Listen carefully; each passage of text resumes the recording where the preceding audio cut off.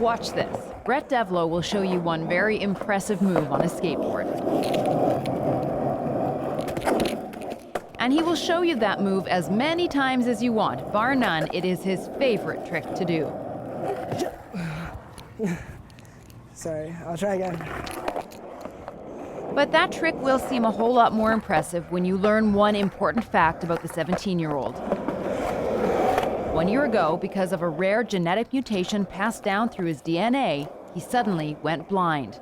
But his reaction was not at all what you might expect. The day I figured out what it caused it, when they told me I was going to be blind forever, I was upset for like maybe 10 minutes tops. Then I'm like, good to go, let's go. And I wasn't too worried about it. Like, as long as I got 2 feet and a heartbeat, it can always be worse.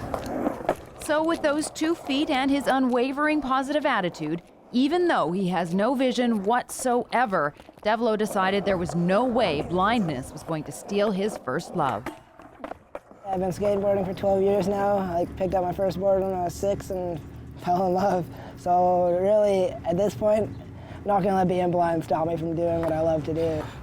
It's just like second nature to me. Skateboarding is me. I'm not gonna let anything stop me from skating. Devlo skates in the local skate park near his home in Stonewall. As for his tricks, while there's a little muscle memory involved, he does most of his moves through a combination of feel and sound. But relying on feel and sound isn't always possible or safe, like when he's using his board for transportation. That is when his white cane comes out, although quite reluctantly. The cane does help, I will admit that. I don't want to admit that, but I'll admit it. I use it when I'm going from place to place on my skateboard, like I'll have it in front of me going to transport myself instead of actually skating for tricks and stuff. I won't use it then. But if I'm using it to like get from place to place, yeah, I'll use I call it my blind kid stick. The fact Devlo calls his cane his blind kid stick is a testament to the fact he has embraced his new reality. In fact, he has used that term to start his own business, a clothing line called The Blind Kid. But Devlo's clothing line is not just about profit. He's also started something called the Blind Kid Foundation. $1 from the sale of each piece of merchandise will go towards his charity, and he's got big plans for it. So I'll do it where I'll be buying an iPad, smart cover, like an iPad and a smart cover, and a $50 iTunes card and a wireless keyboard to give to a visually impaired student personally, who I hope it'll help. Hopefully I want them to be like grade 9 or 10 or maybe a little bit earlier, just so it can help them throughout their whole school year. Who's your cousin that's going to get the grad? Oh, Braden. Oh, yeah. Yeah, I don't really want to go, but... One of Devlo's longtime friends, Jansen, has watched Devlo go through the whole journey of losing his sight, and he says it's been quite remarkable to witness Brett's reactions.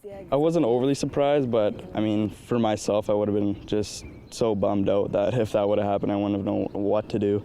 But for him to stay that positive, it's pretty impressive.